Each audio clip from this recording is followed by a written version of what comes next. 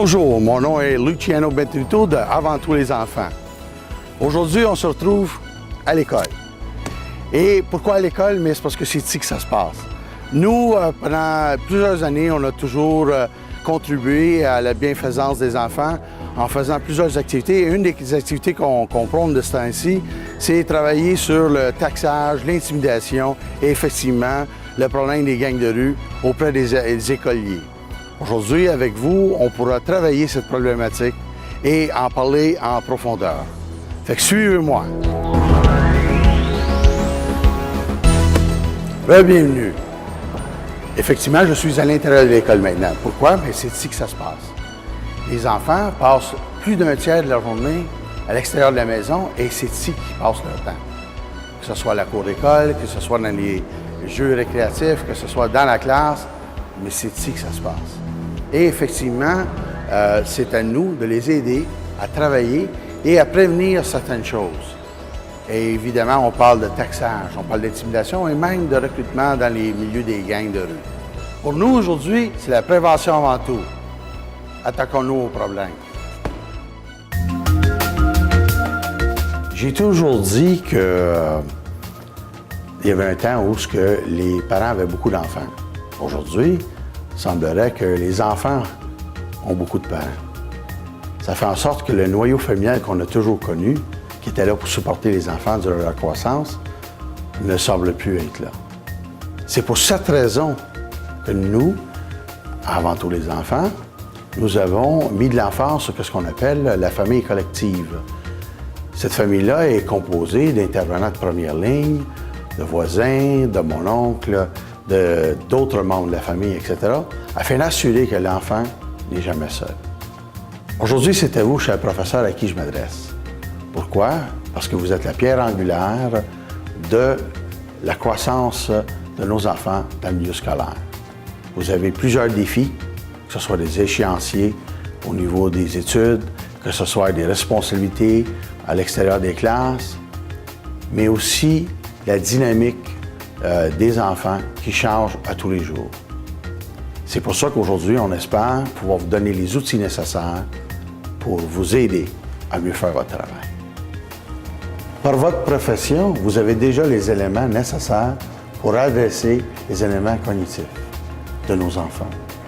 Nous, aujourd'hui, avant tous les enfants, on priorise aussi l'intégrité physique et l'intégrité émotionnelle de nos enfants que nous allons discuter en profondeur en classe.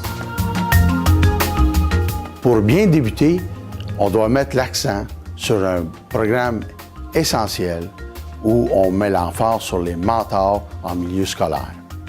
Quand je parle de mentors, je parle de mentors à tous les niveaux. On parle des enfants, où ce qu'on responsabilise les jeunes à s'entraider. On parle de parents, où ce qui devient imputable aussi de l'aide qu'ils peuvent porter à l'extérieur de l'environnement scolaire. Et évidemment, vous les professionnels qui s'entraident entre vous autres, ici même à l'école, par le biais d'échanges de façon quotidienne. Donc, avant tous les enfants, on a développé plusieurs outils pour travailler avec les intervenants de plusieurs instances dans le milieu communautaire pour aider les enfants dans leur bien-être. Évidemment, les jeunes et les gangs de rue fait en sorte que c'est un document qui a été développé avec des gens du milieu pour aider, que ce soit les intervenants de première ligne ou les parents et tous les autres personnages qui ont influence sur nos enfants pour travailler sur l'aspect des phénomènes des gangs, mais plus particulièrement touche aux éléments de base de cycle de violence qui inclut l'intimidation, le taxage et toute forme de violence, que ce soit psychologique ou même physique. Vous, les professionnels de l'enseignement, avant tous les enfants, a créé un outil additionnel, le guide pédagogique qui contient 8 capsules. Dans la première capsule, on retrouve ce qu'on appelle les liens psychologiques. Ceci est en fonction des intelligences multiples et vous retrouverez dans le guide, dans l'annexe 1, les outils nécessaires pour évaluer les intelligences linguistiques, logico-mathématiques, musicales, visuelles, spatiales, kinesthétiques, intrapersonnelles et interpersonnelles. Par la suite, vous avez la capsule 2 où c'est à vous de demander aux élèves de faire un crochet dans la colonne droite si l'énoncé fait partie de leur quotidien ou s'ils se reconnaissent. Par ce fait même, vous distribuerez des questionnaires aux étudiants qui le rempliront, qui se retrouvent dans l'annexe 2.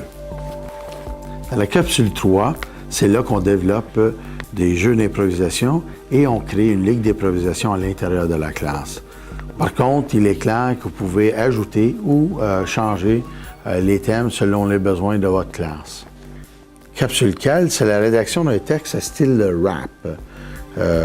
En équipe, les élèves doivent rédiger un poème style rap sur le sujet des gangs de rue. Ils doivent couvrir les aspects de la loi, les responsabilités et les conséquences. Dans la capsule 5, c'est une pièce de théâtre ayant pour titre « Le secret » qui devrait être mis sur pied. On crée des personnages qui peuvent inclure des parents, des jeunes, des personnes ressources et d'autres. Ce sera à vous de développer cet outil en tenant compte de vos particularités locales. La capsule 6 est dédiée à la géographie. On demande aux élèves de faire une recherche sur l'Internet, sur les ravages des gangs de rue et dans les grandes villes ou dans les régions du monde en général. Par la suite, les enfants devront faire un mini-reportage d'une durée d'environ 1 minute 30 secondes dans le genre de ceux qu'on voit au bulletin de nouvelles télévisé. Ceci apportera une introspection de la part de chaque étudiant au niveau des conséquences des gangs dans notre milieu et dans notre collectivité. Capsule numéro 7 a trait à l'art plastique, la création d'un logo.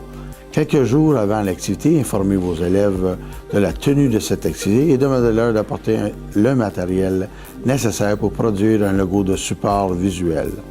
Ceci incite les jeunes à utiliser leur propre créativité, mais aussi ça les engage à participer à l'extérieur de l'enceinte scolaire. Dans la capsule 8, on met l'emphase sur la valorisation du travail d'équipe.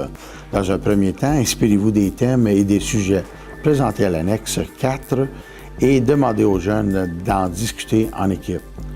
Demandez-leur d'inscrire les points positifs et les points négatifs du travail d'équipe dans 2 colonnes différentes sur une feuille de papier.